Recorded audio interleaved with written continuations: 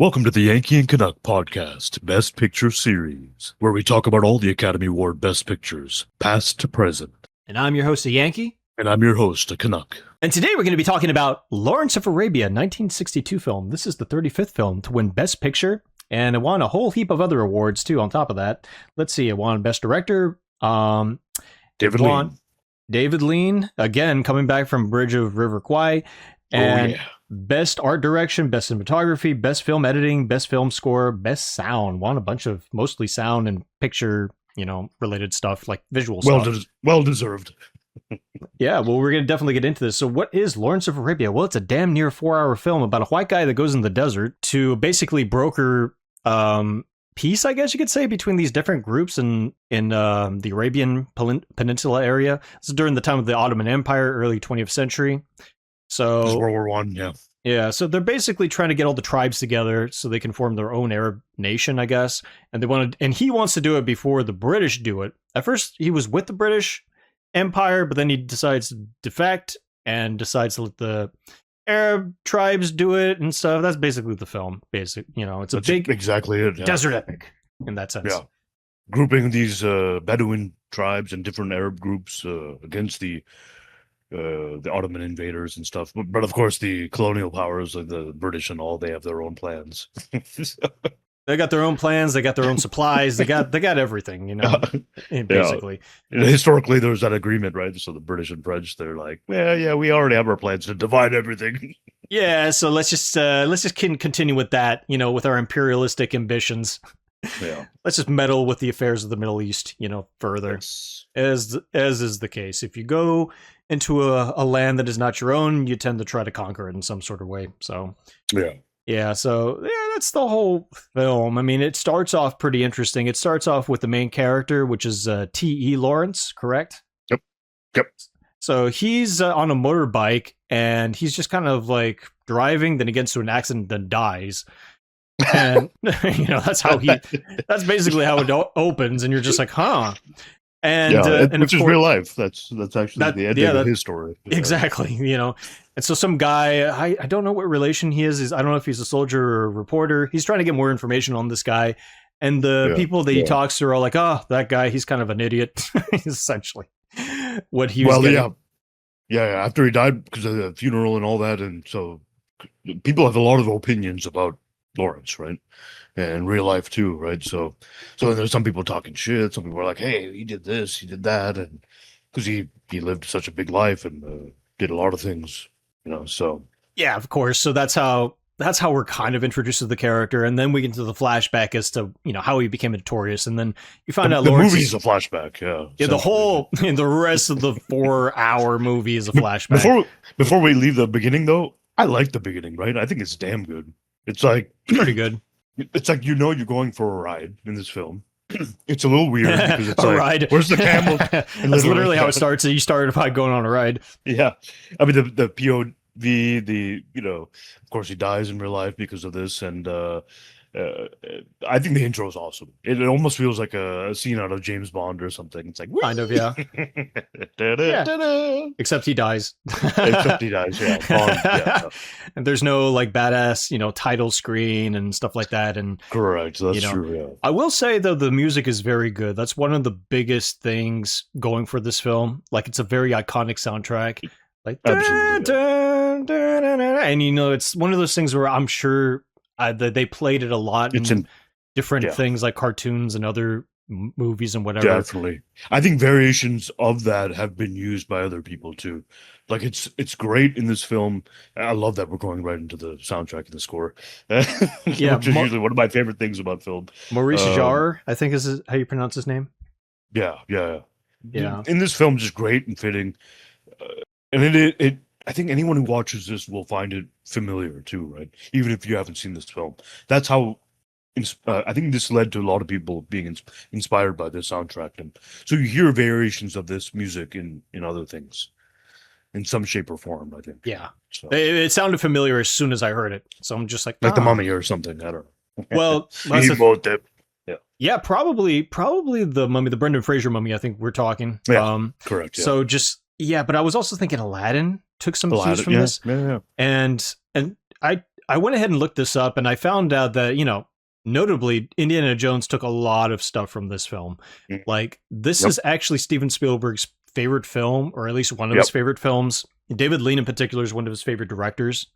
Absolutely, So yeah, you could definitely see that, because a lot of the visual elements of this film is reminiscent to Indiana Jones, at least to me. So I could see Yeah. like the costumes, Agree. the wide shots of the sand dunes and the desert buildings and all that stuff.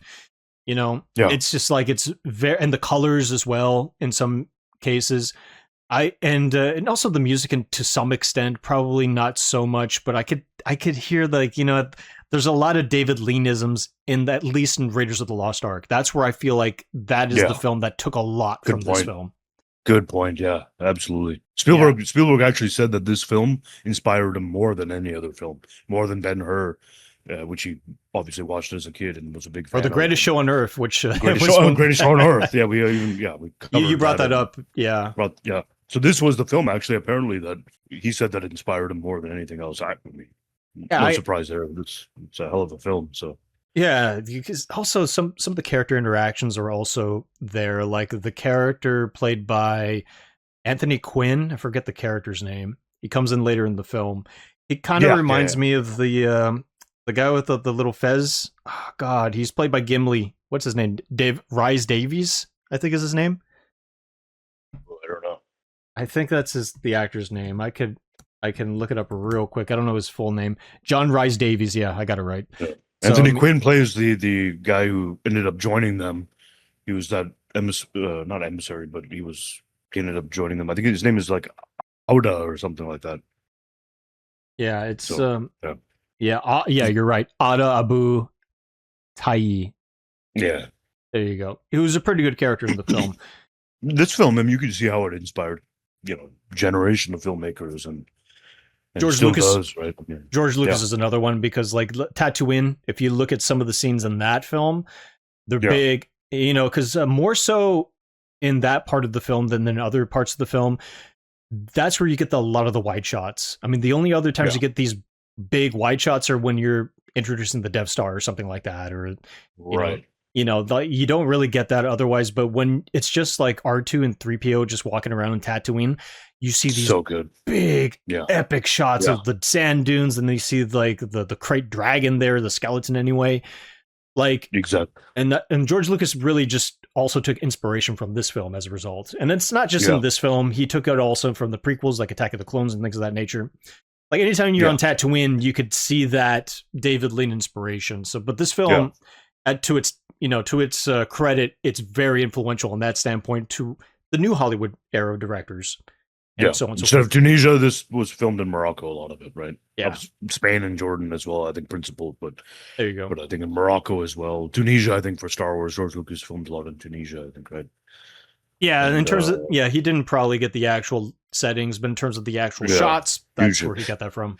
Even I even found that like I would imagine directors like Denis Villeneuve, I would imagine was influenced by this film. I mean, I think Dune was also inspired by this film as well. That is true. Yeah. So, I mean, like it's David Lynch. I don't know if David Lynch was, but his head was probably somewhere else. David Lynch is inspired by David Lynch. Let's just be honest here. He's great. One of my favorites. Yeah. Man. He tragically passed away, but you know what? Yeah. He left behind one hell of a filmography. But back to Lawrence of Arabia, though. I mean, as usual, if there's a source material, I'm going to deep dive into it somehow. So this is technically not really based on anything, believe it or not. Like, it's based on a couple of different things. It was somewhat based on the book that was written by T.E. Lawrence, who was the namesake of the film. So it is a damn near 700-page book, and I have a confession I need to make. I tried reading the book. I tapped out around 250 pages in. It could not hold my attention. Unlike other books that I've read, all the way to the end, this one I just couldn't finish it. And here's the thing. Usually it's because something's really bad, right? It's like I can't stand the narrative that's being told. I can't stand the voice. I can't stand the way it's written usually. Here's the thing. I didn't read the Wings book because I didn't think of reading any source material, right? I didn't read the one based on Mutiny on the Bounty because I just like I don't want to bother with that. You know what I mean? Yeah. And 700 pages. This puts it next to Ben-Hur, Gone with the Wind, and From Here to Eternity in terms of the length and the epic scope. Gone with the Wind, fantastic book. Obviously, I've said that before. From Here to Eternity, not so much. That's a terrible book. Ben-Hur, that's okay, I guess. It's not great, but it's not terrible. It's kind of like in the middle. This one, what sets this apart from the other three that I just mentioned is the fact that this is a nonfiction book. The other three are largely fictional books, fictional works of art. Now, Correct. Not to say that there's not elements of fiction in Seven Pillars of Wisdom, which is the book that Lawrence of Arabia is kind of loosely based on, sort of. Yeah. It's, you can make a case that any nonfiction work has got some fiction in it. History books, Absolutely. Probably some embellishments. That aside, it is a nonfiction book. Unfortunately, when it comes to this book, at least for me, it's so dense. It's such a dense book in terms of like the names, locations. The author goes on long and long about certain things. Like essentially around the time when I just stopped reading and I just kind of skimmed through the book, what I got from it was just like, we went to this location and then we ate and then we slept and then we rode our camels and then we did this fight. Then we stopped there and then we slept and then we ate. And then there were some men kissing and stuff or whatever. Then we went back into battle, and it was just like that's the damn book. Yeah, believe it or not, that's one of the things about T.E. Lawrence. He is said to be a pretty open homosexual, which was interesting for the time, especially when this book was written. And another interesting thing about the book is that he wrote the whole manuscript, and then it was somehow lost. It got stolen, or he just misplaced it. Something happened, so you have to write the whole thing all over again from memory, from scratch. That's terrible. So, I mean, I give it props that, he was very, persistent in getting this book out there. But in reading this thing, in order to really appreciate this book, you have to have a baseline understanding of what happened during that time. This was during the time of the Arab Revolt, which is where the film is set in it as well. So you have to understand the region, the geopolitics of the era, what happened prior. You have to have a real appreciation of that point of history. Otherwise, you're not going to appreciate the book. Unfortunately, I don't know much about it. So as a result, I couldn't appreciate, the little intricate details of the book. So I can't say it's a terrible book on that standpoint. It just was not interesting to me. So if this is something that interests you, if you like the movie a lot, especially you like the story, I'd say go ahead and check out the book. It's just very dense. It's a very dense historical book. It just wasn't for me, Yeah. And I wasn't just going to keep reading something if I wasn't interested. At that point, it's just like, what's the point? Yeah, I don't blame you. What's the point at that point, Yeah. Well, I mean, the movie took a lot from the book, right? I mean, that's probably... There are a couple of scenes from the book that are in the movie, for sure. Yeah. So I saw some parallels here and there. I would hope so. It's almost a 4-hour movie, so I would imagine that they take some of Lawrence's writings into consideration. So... Yeah, definitely. But this is an excerpt of how the book read to me, as to why it was just a real chore to read. Here's a quick excerpt. We worked out our possible resources and arranged to move them into contact with the railway Sharif Mastur, an honest, quiet old man, at Rasim with tribesmen, mule-mounted infantry and gun, were to proceed directly to Fangir, the first good water base of the north of Wadi Ace, to hold up our first section of railway from Abu Dallah's area northward. Ali ibn Hussein, Ali ibn Hussein, from Judea would attack the next section of line northward of Mastur. We told Ibn Manhana to get close to El Ula and watch it. You understand? That's the whole book. If you had no idea what I just said, and I probably butchered the names, I apologize. But you got some of them right. I think you got some of them right. If you understood what I said, great. Keep reading the book. If you had no idea what I was saying, you're not really going to get through the book, and that's why I tapped out. That being said, though, we're not here to talk about no damn book. We're here to talk about some damn movie. So we touched a little bit about the beginning and stuff like that. Then we get into the actual film. Lawrence is kind of like an idiot. He's like a buffoon. And because of that, they kind of whisk him away. They're like, all right, you got to find this prince, right? He's trying to like cut a deal for us. So I want you to go and find him. And Lawrence is like, okay, good, jolly good show. I'll go on my camel and find him. So he gets a guide. But in reality, he's not. This guy's a scholar. Oxford educated. Yeah. In reality, that's before he was a soldier, he was a scholar. He was well educated. He studied the region. He went to the region, and so Yeah, and then in the movie he's presented as an idiot. So it's like complex character. Yeah, well, definitely an idiot in the beginning. Yeah, he becomes more complex as the movie goes on, for sure. But it's just he's somebody. Not to go right into the characters, I actually find his character interesting, right? Because he has this struggle from the start, and you see it throughout the film, right? Struggling with himself, right? Like, not even whether it's his past, which he touches in the movie. I'm sure in the book they go into more, and then not even what the future holds, right? He has a purpose. He doesn't really know what his purpose is, right? So his past definitely impacts his current state, but we don't really go into that in the film. So he's just kind of lost, right? It's funny we don't get into that in the film because it's 4 hours, and yeah. So it's just more like a study of like who are you, and a sense of identity and whatnot. And so what's the purpose? Now he has a purpose in the film in terms of an objective, and you see more of his influences and where he's coming from, right? But he's like a pretty good example of that type of character who's kind of lost and trying to figure themselves out, trying to find his way out in the world. Find his way, yeah, and figure himself out. He doesn't know, I mean, some people take a long time to figure out who they are and stuff, Yeah, well, that's why it's interesting that he's introduced as that kind of a character, because he dies in a motorbike accident, and he's just like, oh, I'm diddly daddling around, and his own fellow officers are just like, this guy's a moron, get him out of here. Yeah, they talking smack. Yeah, of course. But he was so influential. Like, a lot of people knew things about the real his guy tale and his story. So then there's different difference of opinion, and so. But I think it's just a way for us to. It's a way for us to ease into the character, because he make him a little more relatable, because he's not like this badass super soldier guy. He's just like a regular cadet kind of a dude.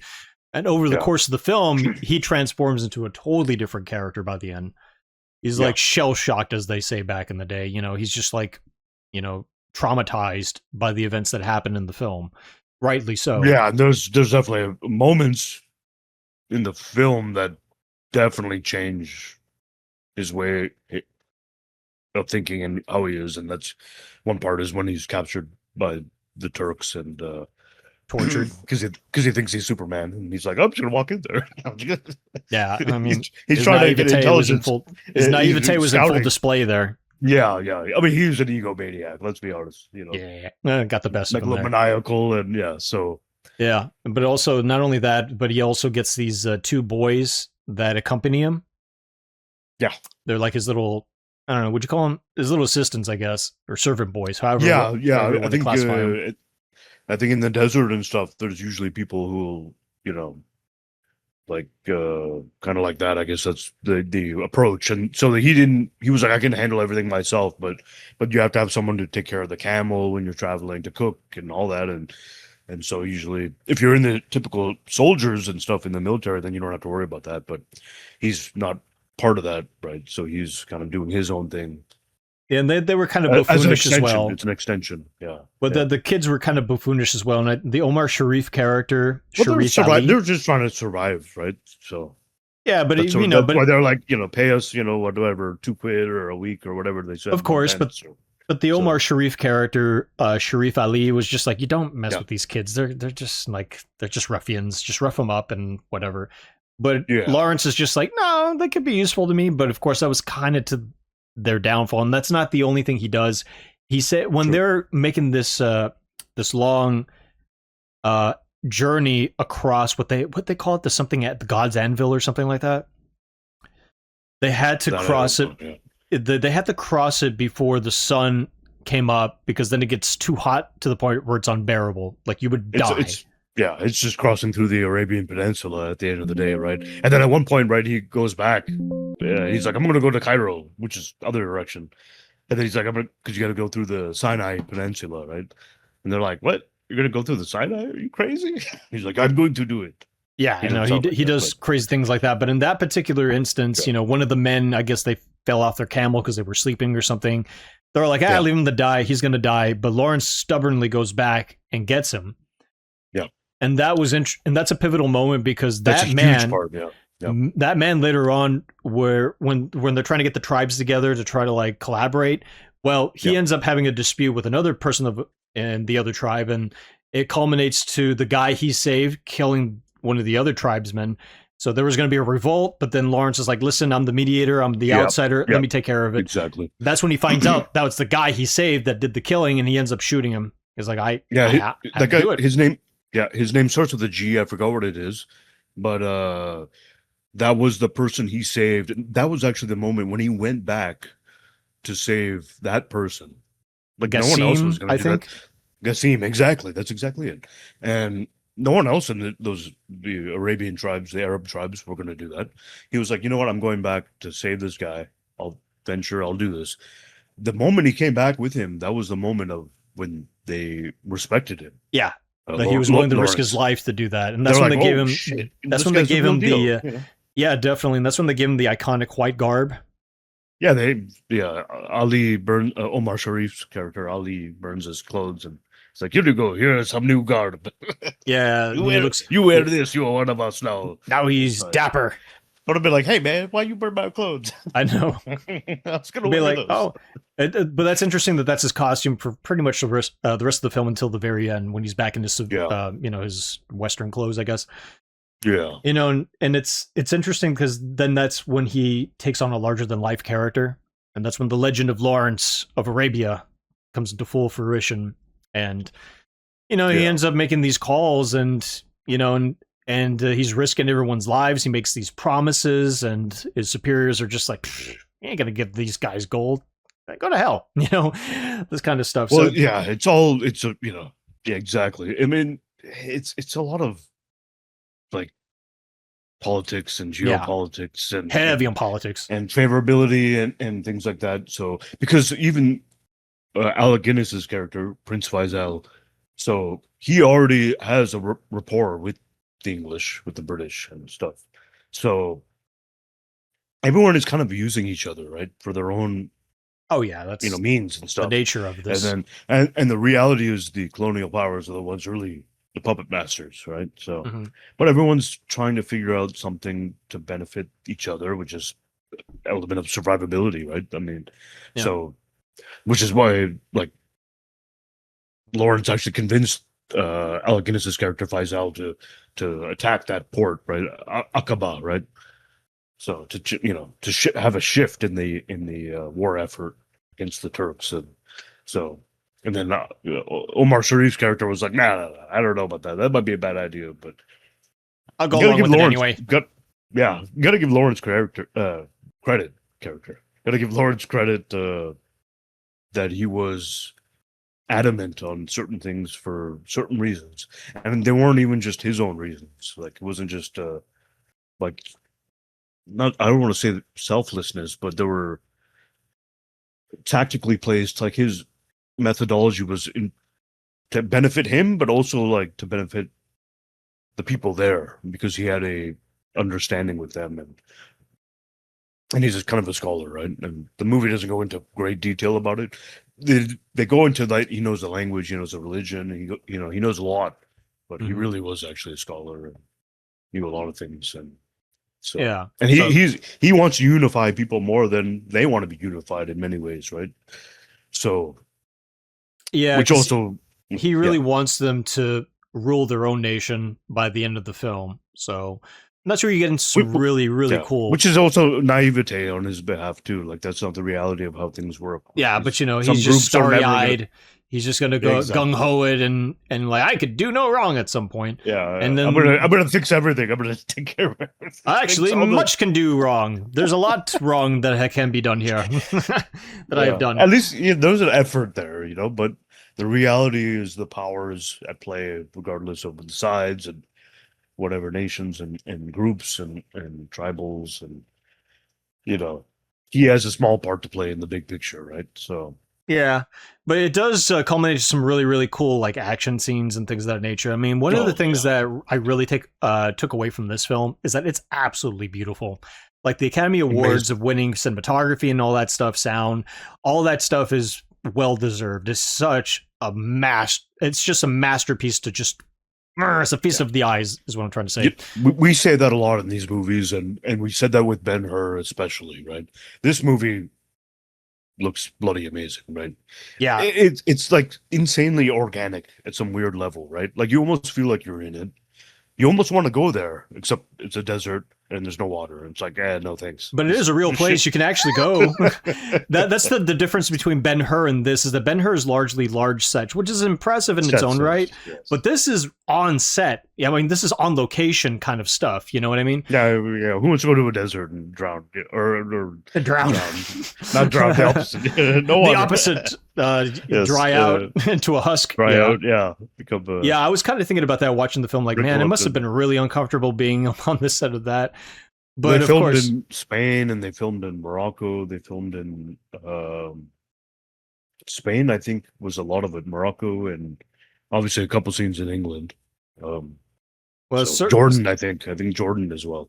Sir Alec Guinness was definitely well prepared for the Tatooine shoots when they went to Tunisia, for sure. Yeah, exactly. Except Years he was later. not in brownface in that years. film as he is in this Yes. film, which Yes. is interesting. It's funny because Alec Guinness was Prince Faisal, right? So is. This is not the desert you're looking for. Oh my god, yeah. That's You must basically- cross the Sinai if you're going back to Cairo. Oh, but I want to go to Tashi to get some power converters. We'll do no Young such Luke, thing. Neil, That's it. I'm cutting off your that's hands. not the way. he was good. I thought Alec Guinness was good. He's not in I the thought film as he- much as I thought he would be. He's not in it that much. It's Yeah. not also his best performance, right? No. Playing that character, you're also kind of, you have to be a certain way, right? So It's funny too he's probably in it it- for 20 minutes, 30 minutes. maybe Maybe not 30 Pro- minutes, but I don't maybe know. It's 20 hard. minutes. You have to really look that up. But he's just not in it that much. He's in it in the very beginning, and then he doesn't show up again until the very end. You know, most of the film is just really Peter Yeah. O'Toole, Omar Sharif, Yeah. Anthony Quinn. Those are the real, and plus the large ensemble cast of all these extras that they got, which is crazy. With these David Lean films, that's the most impressive thing about this man. Not just the way it looks in terms of the scope and all that stuff, but the fact that he got all these extras, like to get like a Cecil B. DeMille kind of production. Exactly. Good call out. That's a good point. Yeah, he's We kind of like covered that many it's like on times, that level. Yeah, Yeah, but it is impressive, actually. Yeah, and to mobilize and to get it. But then again, at the same time, this film, unlike I think any other film we've covered, this took like 2 years to fucking film it, right? I'll This take was- your word this for was- it. Yeah, Yeah, this took 2 years to film. This was 3 years of production, damn. pre and post production. I don't think I can think of a movie that took 3 years to produce. Eyes Wide Shut, that took 2 years to make. Yeah, this is 3 years. This is 3 years. It got to be by a year. Yeah. Yeah, 3 no. years for a could s- film, man. You Come can on, see man. a lot of the work put into it, though. You could see a Yeah. lot because you have railways that are derailed. You have railroads that are Yeah. derailed and stuff. You have like guerrilla warfare, their tactics. you have horses. You got camels. Yeah. Everyone's running at each other with swords and guns and stuff. It's a big show. It's a big production in that sense. Yeah. And then when you get to the interiors too, with the big palaces and things of that nature, especially like the scene you were telling me about the, Lawrence, one of his, the two kids that he got, one of the kids got into quicksand or whatever. He's dead. So They he both and- die. Yeah. Well, they both eventually died, but after the one died, he went with the kid back to the British base somewhere. I forgot where they were, and he's just like they're drinking lemonade, and they're all looking at him like you're not I love supposed. that scene. Yeah, they're all I like, love you, that scene. it's like you're not supposed to be here, but then they look at him like, oh wait, you're Lawrence. Why are you dressed like that? And they're all kind of making fun of him. It's just like That's a great scene, right? Because It's- he's coming it's very back to good. his base, and he's in that attire, and he's bringing this foreign agent. This kid Basically, who's been yeah. helping him. So there's a understanding and there's a respect there, and the British soldiers don't care. They're like, why is this guy here? This kid. Yeah. he's not one of us. And so he's like 2 lemonades, one for me and one for my good. and the man, bartender's like, no lemonade for Yeah. you. That was insane to me, because they already know that who Lawrence is. Like, he's a soldier, he's an officer, not just a soldier, he's an officer. Like, give the guy a damn lemonade. Yeah, but they're still giving him that treatment, like we don't serve your kind here, kind of treatment. And That's it's just like, that's right? All because of hold what he was on. wearing. I hold rank here. Give me a damn lemonade. I know, right? And But I like that scene because he's like, look, we're giving a lemonade to him, treat him well. He's he's my team, and He's part of my team. Yeah. Eventually, he dies which is too. yeah, He blows his of course. brains out later on in the film, but yeah. Yeah, there was a demolition, and yeah, but it was kind of like how when you're working with people, abroad and stuff, like you have to work with the people and the locals, and so Well, you always develop a show respect. camaraderie These are type of people- relationship. That's what ends up happening. He becomes attached to the people he's with because he's with these people for a very long time. So you can't help Yeah. but be attached. Yeah, and these people, these two brothers, I don't know if they were brothers, but one of them's name was Dowd, and I forgot the other one. But They were just explained as two orphans. That was it. yeah, so initially it was like, give us some money, we'll help you out, we'll do this. But there was like a lot of respect there, and with him and Faraz, I think was his name. I forgot. He's orphans, Mhm. and so he was like, you know what, they helped me out, they saved my life. They show them respect too. So they're give him a human damn beings. lemonade. For Give him a Christ's damn. sake. Is that too much to ask for? It's just, Jesus. Come on, at least one cube of ice. Give us one little cube. We're in the desert for fucking days. Give us some ice. It is unorthodox because it's a base, so it's like, what are you doing here? But I Yeah, get but that. But at the same time, there's a tactical thing, and Yeah, there's yeah. a purpose But- for it. and But it's a there's good respect. scene. But it is a good scene, and that's just one of the many good scenes I feel like in this particular film. Really quickly, I do want to touch on the fact like Alec Guinness's brown face is like Ah, he said apparently like in his little diaries that Yeah. they confused him with the real guy when he was talking to people that knew the real guy, the real Yeah. prince, and I was just like, bullshit, dude. Sure. yeah, whatever, I don't know. whatever. Yeah, I man. don't know. Yeah, I don't know about that, but I'm sure I think what he probably meant was just like, oh, you kind of remind me of the guy I actually knew. I think is what he really meant to say. But I mean, at the it's the times, and we can. they said I looked much like him, almost identical, as if I was the No. real person in front of him. All right, you're not that good of an actor, sir. That's his ego. That's the 100% his ego. That's 100. Yeah, 100% his ego. Yes, I am not just an actor. He did the Jedi mind trick before he knew the Jedi mind trick. I am Prince Faisal. You will address I me am. as Prince. All right, He's on Prince. the droids you're That's looking probably for. what he. He's on the droop. Move along. And he told the story to George Lucas, and then I waved my hand, and then they thought I was the prince. Oh, really? Oh, that's really cool. I'll put that in the script. I'll call it a Jedi mind trick. Yeah, yeah. He did good in this movie. I gotta say, he was, and he obviously worked with director David Lean many times.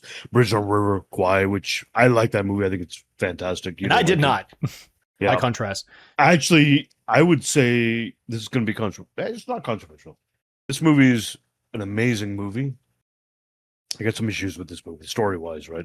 Yeah. I think I think everyone could criticize the story of this movie, right? The film, but production amazing, right? I Yeah. would say, the plot of Bridge on River Kwai is way better. The story is way better, narrative driven. It's much better, and in many ways, different films, but same director. And but anyways, David Lean, he worked with all these actors a lot. And he also did Dr. Trivago, right? Yeah, which Obi-Wan is also in as well. He's in that as well, yeah. So reoccurring. So Dr. Zhivago in particular, too, is considered one of the most successful films. At least it's the most successful, financially Absolutely. successful David Lean film. And adjusted for inflation, it's actually the top 10 It's highest insanely grossing good, films of highest grossing films of all time. So, which is crazy because most people have never heard of that movie. yeah, I know, right? It didn't really last long in terms of like being the public zeitgeist, but it is what it is, right? Yeah, well, very important film. Yeah, so. But that being said, in terms of the story, I don't know. I'd say it's a little better than the Bridge of River Kwai because I disagree. Yeah, I think it's a little better. It's like Lawrence But- is a more interesting character. Is it? He's a more interesting No, character. character development. Omar is different. Sharif's Yeah. character Character development is in this cool. movie is better. I agree. Anthony Yeah. Story. Quinn's character is cool. The characters, the story itself is not that interesting, let's just be honest. It's more about the characters. It's more how the characters interact with each other and the little things they say to each other here and there, and the events but that happen in the film. They're more Yeah, memorable. true. Like Bridge of River Kwai, what do I remember that film personally? Obi-Wan Kenobi's thrown in an oven and the bridge blows up at some point. That's all I remember. And some guy in a parachute dies in a tree or something. That's all I personally remember. This film, I remember more things. I remember the opening scene where Lawrence is with his original guide, and then Omar Sharif's character comes and be like, "Oh, that's my well you're drinking from. Bam! Now you're dead." You know, here in the desert we rule by a different set of rules and whatever the hell. You know what I mean? So I know. Yeah. Those things are more memorable to me. Is my point. You know, whereas Bridge River Kwai, I don't remember much of anything. See, they're both war films. One's a World War I film. Bridge of River Kwai is World War II film. Yeah. But I did totally disagree with you. But I see what you're saying. Story-wise, narrative-driven, Bridge of River Kwai is way more driven on narrative, right? You know what the purpose is, right? You have the camp in Burma and Myanmar, right? You have to build this bridge, and the things along the way, and the identity and the how the people react and the the desire and the fighting of the prisoners and this call to, should we do this? Is the right thing? The morality of it to Alec Guinness's character, like, we're going to continue to do this. I think it's way more. There's way more depth to that film, story wise, than Lawrence of Arabia is kind of like all over the place, and also doesn't have enough structure story wise. It's like we're taking bits and pieces of Lawrence's story in real life too, and we're using bits and pieces of historical context. It's not as condensed and centralized as, like Japanese want a bridge or a rail track to go westward to continue conquering World War II. That film is that. This film is more like, yeah, well, here's a whole bunch of stuff that happens, and but obviously the point is to conquer out the Arabian Peninsula in this film. But yeah, well, that's the thing it's too. It's way more muddled. It's way more messy. It's not cohesive. Yeah, but I remember more scenes in Lawrence of Arabia than I do in Bridge of River Kwai. And I've seen fair. Lawrence, and I've seen Lawrence before. This is not the first time I've seen this film. But me too. Yeah, I've seen this movie before as well. No, I agree with that. I mean, this is a more memorable film. Yeah, but I mean, it's more beautiful to look at. Close. The music is better. The performances are great. The story, though, as muddled as it may be, I can agree with that. It's still more memorable. That's exactly what I would say. The story of Lawrence of Arabia isn't very strong in the film, at least. Maybe the novel, well, maybe not, but. I can't. Unfortunately, I have no commentary about the book. Very little commentary about the book. Yeah, I read an excerpt. I mean, that gives you enough, I think. But the weakest part of this film is the story, in my opinion. I mean, it could have been structured better. I agree. And it's also sausage fest. There could have been more women in this film. There's like no women in this film. Oh, yeah, true. Yeah, very true. And I mean, but you have the good production. You have the good acting. The characters are always good. In fact, you can make the argument the characters.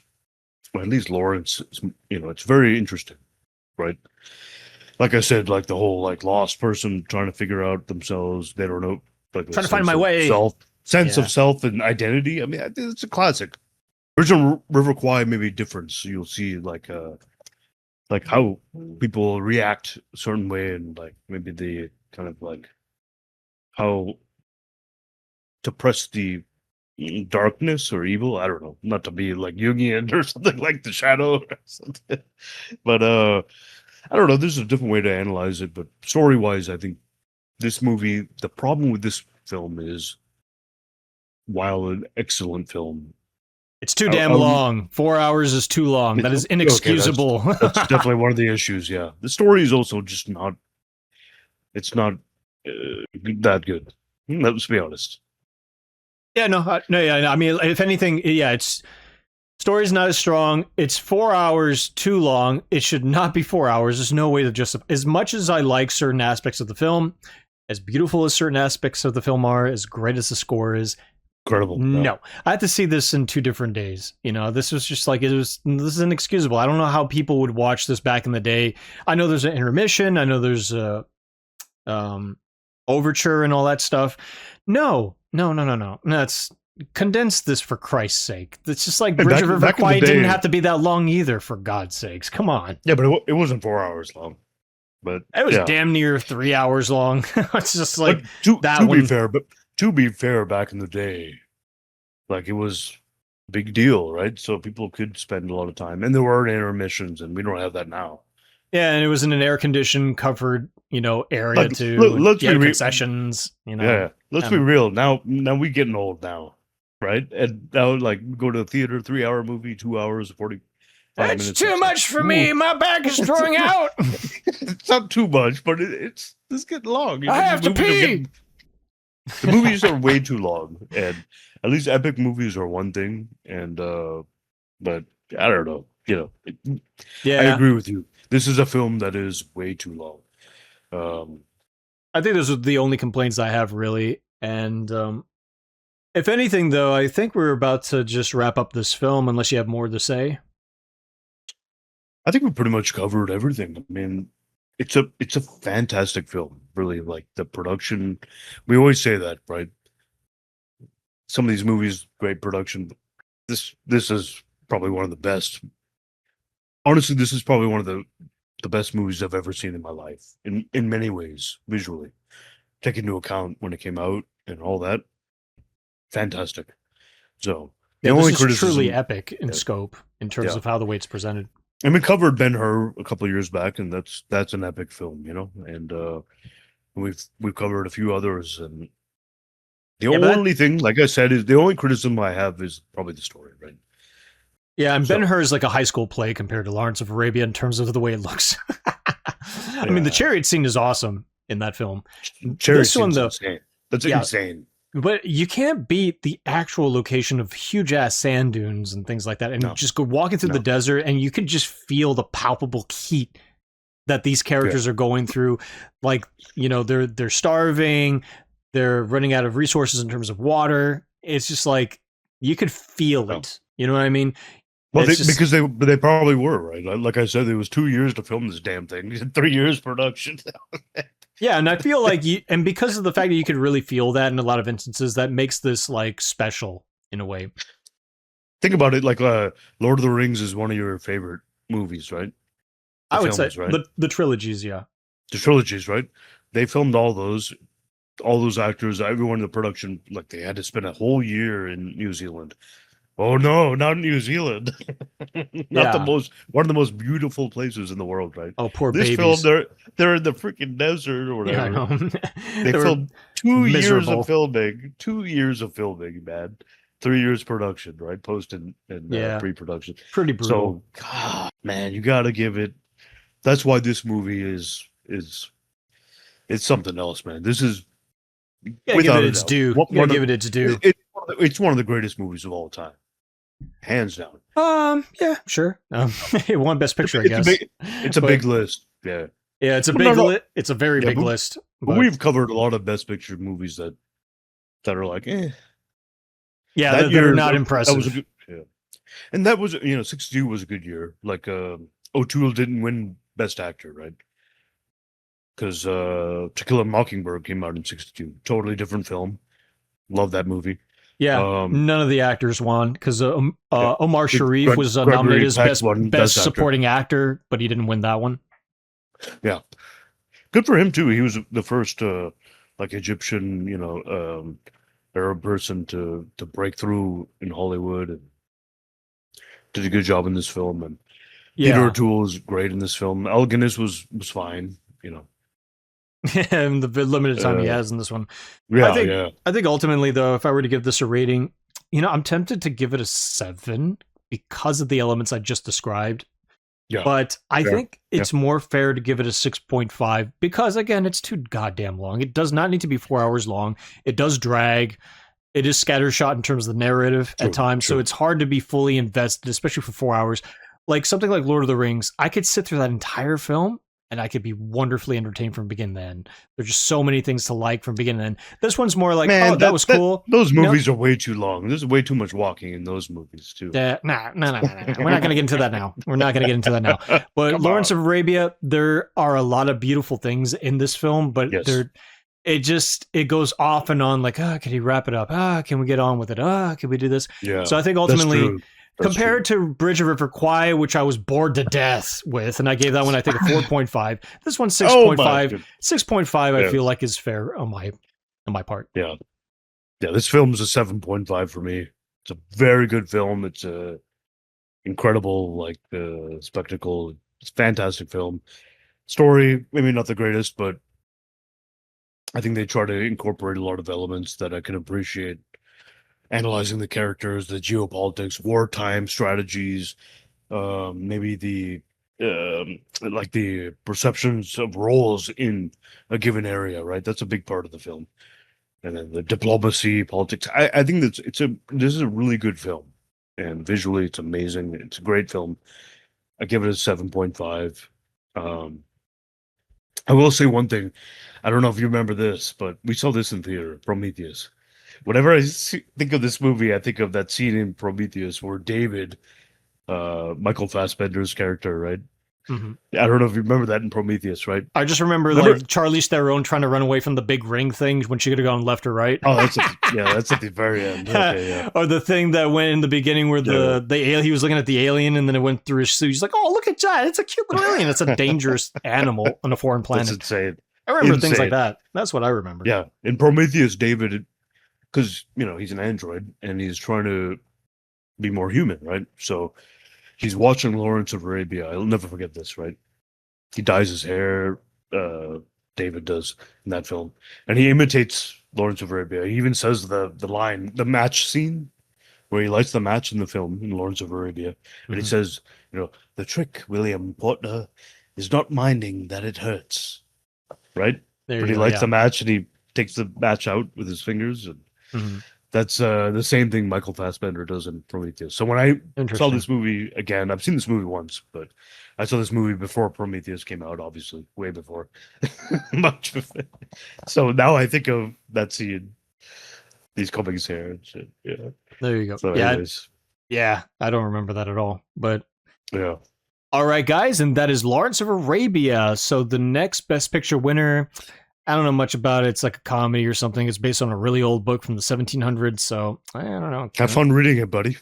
I'll try to actually read this one. I'm already in the process of reading it. But until then, guys, we'll be seeing you for the next one. Thanks, guys, for tuning in. Don't forget to like, comment, subscribe. Tell us what you think about this movie. I mean, Lawrence of Arabia, one of the biggest movies of all time. Have you seen it? Let us know. Peace.